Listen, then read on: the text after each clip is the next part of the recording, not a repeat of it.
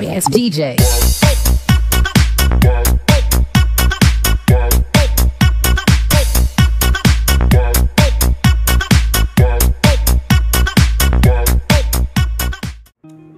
Mari kita berdoa.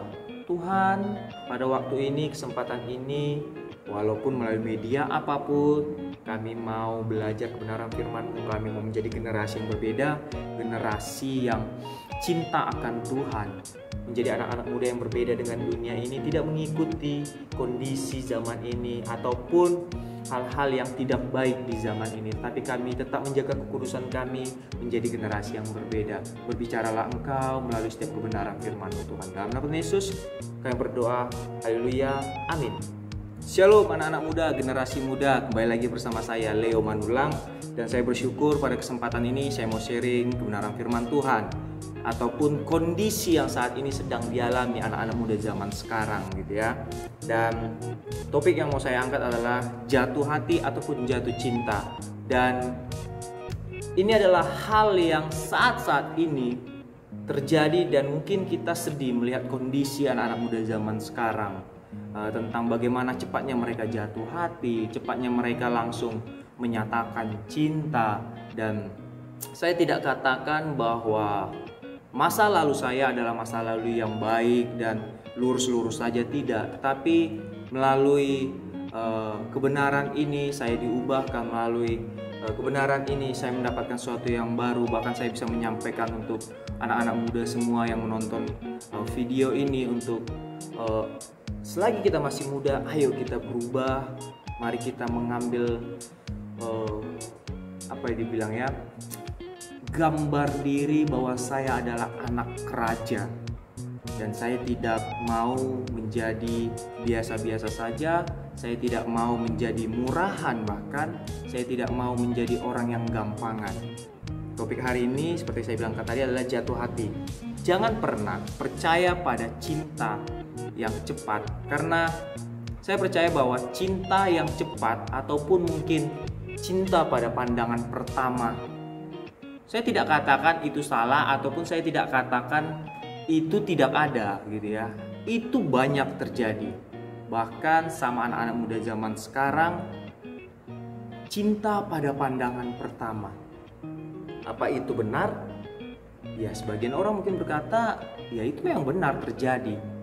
Tetapi cinta yang betul-betul adalah cinta yang mengikuti proses, cinta yang tidak hanya memandang pada farasnya saja, tidak hanya memandang kecantikannya ataupun kegantengannya, tetapi cinta yang benar-benar teruji, melihat bagaimana karakternya, melihat bagaimana sifatnya, melihat bagaimana cintanya kepada Tuhan.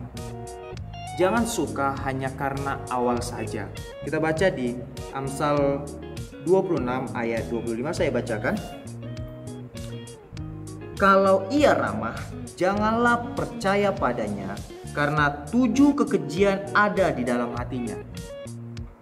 Kalau dia hanya sekedar ramah, kita mungkin sering atau suka dengan yang namanya rayuan gombal.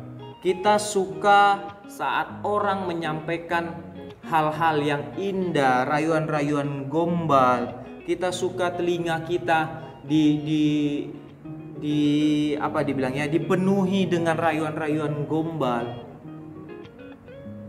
Kita suka saat dia agak cakep, dia agak cantik, dia agak kaya. Kita suka waktu dia menyampaikan kata-kata gombal. Tetapi kebenaran firman Tuhan dikatakan sini, kalau ia ramah, janganlah percaya padanya. Karena apa?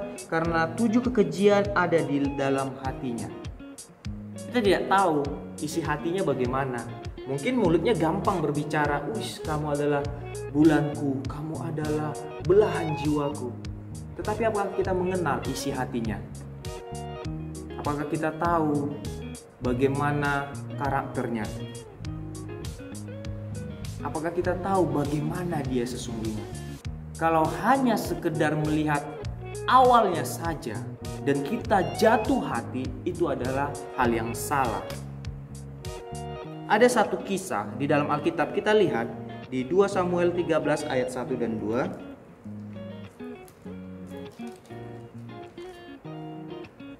Oke, ini berbicara tentang Amnon dan Tamar. Saya bacakan. Sesudah itu terjadilah yang berikut. Absalom bin Daud mempunyai seorang adik perempuan yang cantik, namanya Tamar. Dan Amnon bin Daud jatuh cinta kepadanya. Hati Amnon sangat tergoda sehingga ia jatuh sakit karena Tamar, saudaranya itu, sebab anak perempuan itu masih perawan, dan menurut anggapan Amnon mustahil untuk melakukan sesuatu terhadap dia. Di sini kisah ini sebenarnya salah gitu ya. Amnon mencintai saudaranya sendiri. Tetapi ini kebenaran yang terjadi. Ketika Amnon tergoda dengan kecantikan Tamar, ini bukan cinta, tetapi inilah yang dikatakan nafsu. Saat Amnon melihat kecantikannya, hanya melihat dari awalnya saja dia langsung menjatuhkan hatinya. Dia mencintai, katanya cinta kepada saudarinya sendiri. Ini bukan cinta, tetapi ini nafsu. Sama seperti anak-anak muda zaman sekarang. Sekarang mudah mendekati wanita hanya karena fisiknya, hanya karena kecantikannya, hanya karena apa yang dia miliki. Mau menerima seorang pria hanya karena dia memiliki motor bagus, hanya karena dia memiliki banyak teman, pergaulannya begitu luas, hanya karena sekedar awalnya saja. Bahkan sampai-sampai anak-anak muda zaman sekarang hanya karena hal dasar, hanya karena pandangan awalnya saja, hingga sampai jatuh ke dalam dosa, sampai jatuh ke dalam apa yang sering iblis lakukan. Saat melihat, aduh ini lagi dimabuk cinta, mulai iblis bereaksi. Kenapa? Karena cinta awal tadi. Iblis bereaksi. Iblis melakukan dengan segala hal, mempergunakan apa yang dimiliki dunia ini. Seperti kita tahu anak-anak muda zaman sekarang pun kita tidak usah tutupi, bahkan kita harus buka dan kita harus lepaskan ini. Ada yang namanya cara-cara dunia zaman sekarang, yaitu ada ponsek, ada kirim gambar, ada chat seks dan lain-lain gitu ya. Ini yang dilakukan dunia zaman sekarang. Dan ini sama saja bukan yang namanya cinta, tetapi ini adalah nafsu.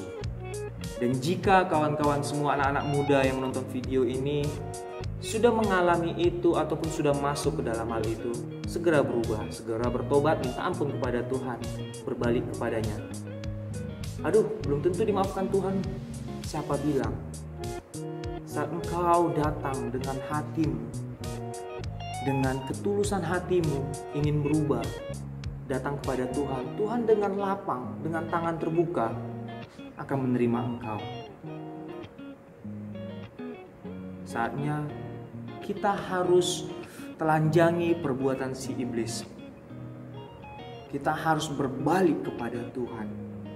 Oke, saya percaya kawan-kawan semua yang saat ini mengalami hal-hal yang terjadi mengikuti keadaan zaman ini, kita sama-sama berubah, kita sama-sama minta sama Tuhan. Saya percaya kawan-kawan semua akan mengalami perubahan. Amin. Dan kita kembali lagi ke dalam kisah Amnon ini.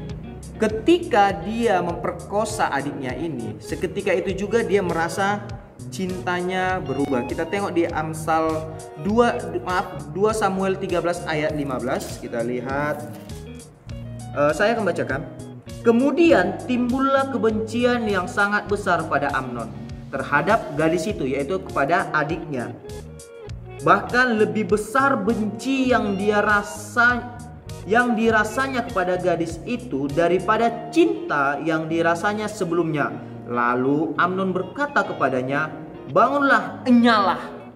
Bayangkan saat cinta yang hanya didasari pandangan pertama, apa yang terjadi? Saat cinta didasari dengan nafsu, apa yang terjadi? Apa yang diperbuat oleh Amnon ini? Dia bahkan memiliki kebencian yang sangat besar dibandingkan cinta yang awal yang dia katakan bahwa dia mencintai saudarinya itu. Pertama, kesalahannya saat dia hanya melihat rupa, dia sudah masuk ke dalam hal yang salah. Dia mencintai saudarinya sendiri dan dia berpikir yang buruk tentang saudarinya sendiri. Bahkan dia melakukan hal yang buruk terhadap saudarinya. Dan yang kedua, dia akhirnya membenci saudarinya itu hanya karena pandangan pertamanya tadi. Ini yang kita sebut nafsu.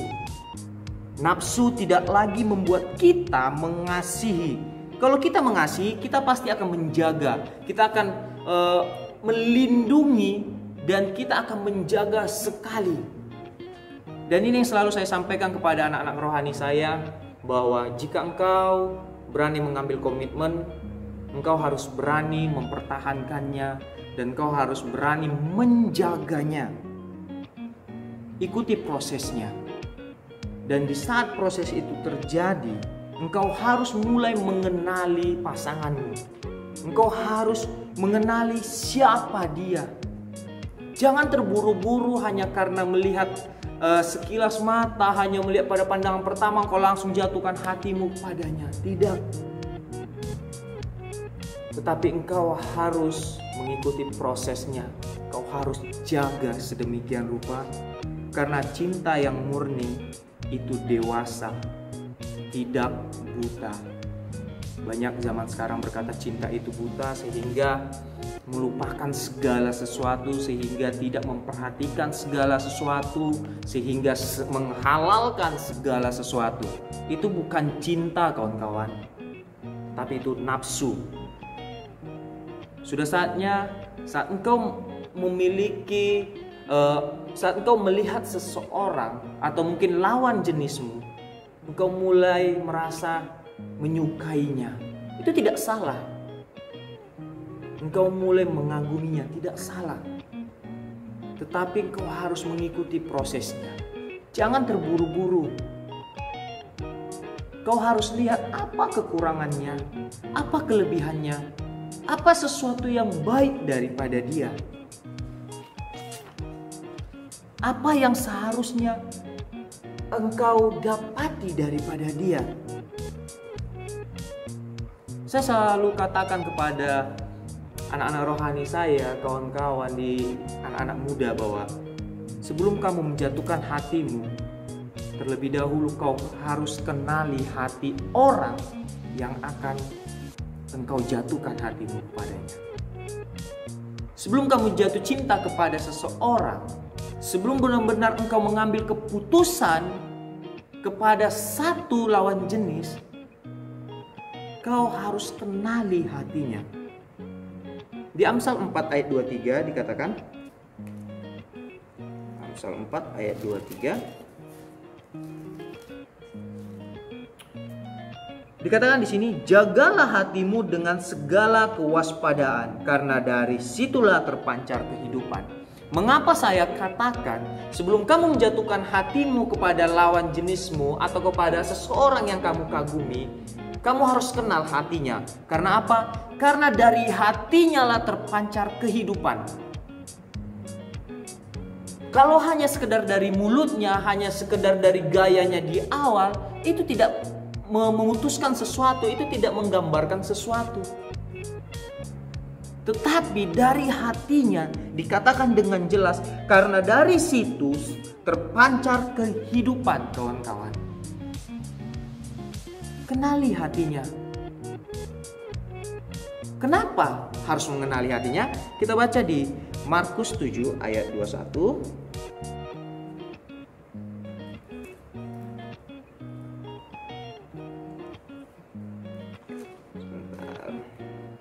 Markus 7 ayat 21 sampai 23 saya bacakan. Sebab dari hati orang timbul segala pikiran jahat. Dikatakan dari hati orang timbul segala pikiran jahat. Percabulan, pencurian, pembunuhan, perzinahan, keserakahan, kejahatan, kelicikan, hawa nafsu, iri hati, hujat, kesombongan, kebebalan. Semua hal-hal jahat itu timbul dari dalam dan menajiskan orang. Lihat, dikatakan dari dalam hati. Saat engkau mengenali hatinya, engkau tahu bagaimana kepribadiannya. Sebelum engkau menjatuhkan hatimu pada pilihanmu, kenali benar-benar hatinya. Jangan hanya sekedar cinta biasa-biasa saja. Kau harus benar-benar kenal hatinya. Yang penting kamu tahu bahwa dia baik atau tidak untukmu. Untuk apa memaksakan sesuatu jika kau tahu itu tidak baik? Bagaimana cara mengenali hatinya? Matius 12 ayat 33. Matius 12 ayat 33 sampai 35 saya akan bacakan. Jikalau suatu pohon kamu katakan baik, maka baik pula buahnya. Jikalau suatu pohon kamu katakan tidak baik, maka tidak baik pula buahnya. Sebab dari buahnya pohon itu dikenal. Hai kamu keturunan ular beludak, bagaimanakah kamu dapat mengucapkan hal-hal yang baik, sedangkan kamu sendiri jahat? Karena yang diucapkan mulut meluap dari hati. Orang yang baik mengeluarkan hal-hal yang baik dari pembendaharaannya yang baik, dan orang yang jahat mengeluarkan hal-hal yang jahat dari pembendaharaannya yang jahat. Lihat, dari hatinya. Bagaimana mengenali hatinya? Yang pertama, dari buahnya. Apa buah dari kehidupannya? Bagaimana mengenali hatinya? Dari buah yang dihasilkan dari hidupnya, dari karyanya, dari visinya, dari setiap keputusan-keputusan yang dia ambil. Jika engkau melihat sesuatu buah yang baik dari orang yang saat ini sedang kamu incar, ataupun orang yang saat ini sedang kamu doakan, saat kamu sebelum menjatuhkan hatimu, kamu harus lihat buahnya bagaimana.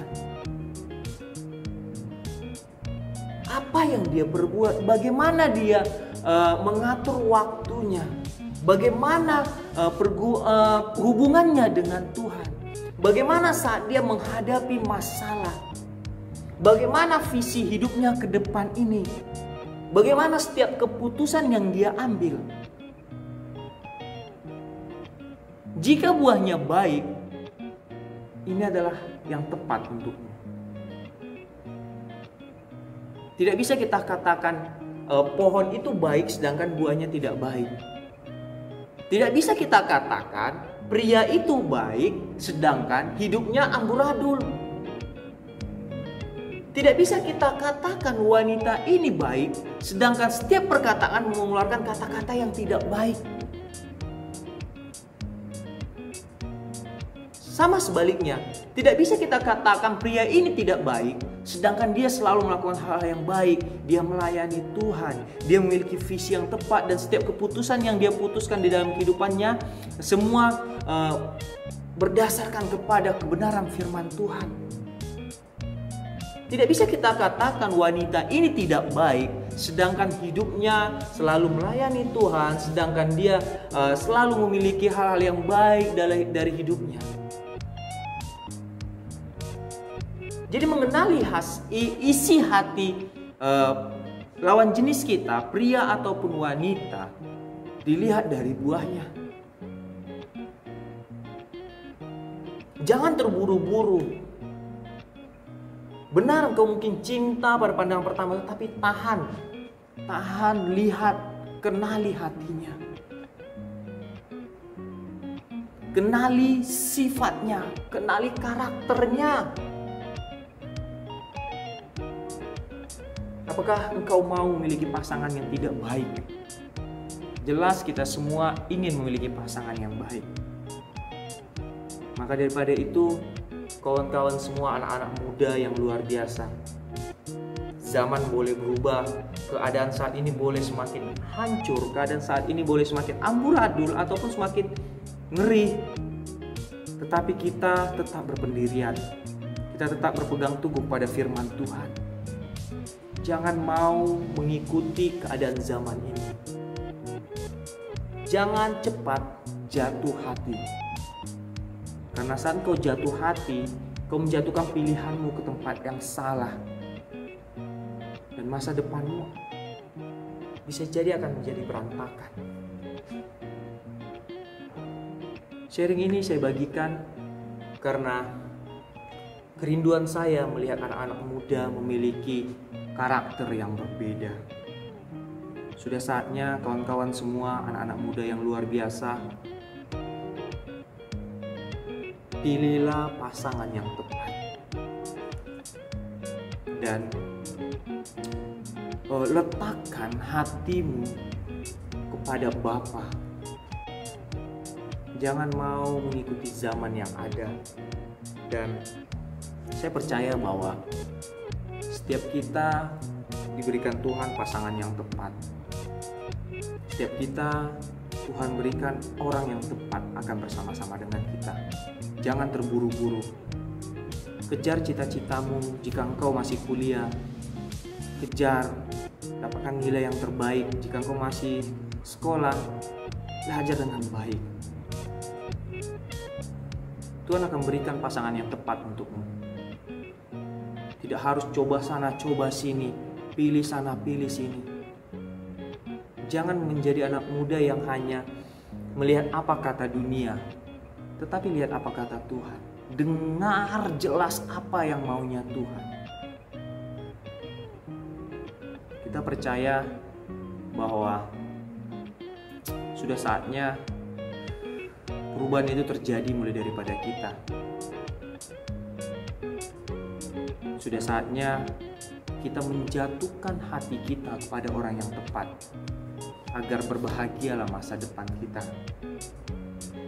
Tujuan menikah tidak hanya untuk selalu ada orang bersama-sama dengan kita. Tidak. Tujuan menikah adalah bahagia. Bagaimana engkau bisa bahagia jika engkau mendapatkan pasangan yang salah? Bagaimana engkau bahagia jika engkau tidak kenal karakter pasanganmu? Bagaimana engkau bisa bahagia jika engkau tidak kenal buah-buah yang dihasilkan oleh pasangan? Karena saat engkau mengenal betul bagaimana pasanganmu, saat masa-masa sulit, engkau akan bisa bersama-sama dengan dia.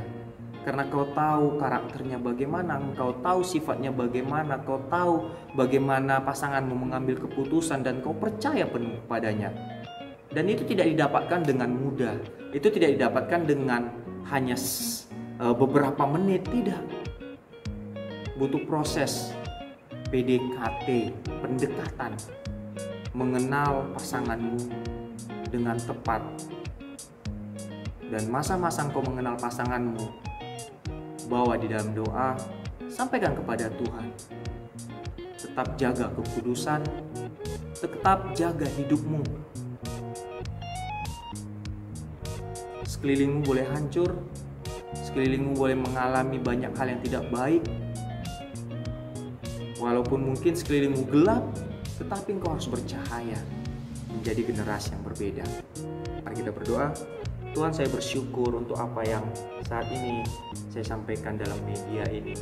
Saya percaya bahwa kami, rekan-rekanku, adik-adikku, hari-hari ini, ke depan ini mengambil keputusan yang tepat di dalam hidup mereka.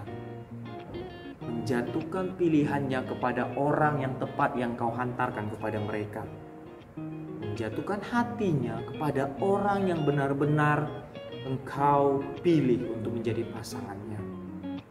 Berkati generasi ini, berkati adik-adikku ini, berkati anak-anak muda yang menonton video ini, agar menjadi orang-orang yang menjaga kekudusan,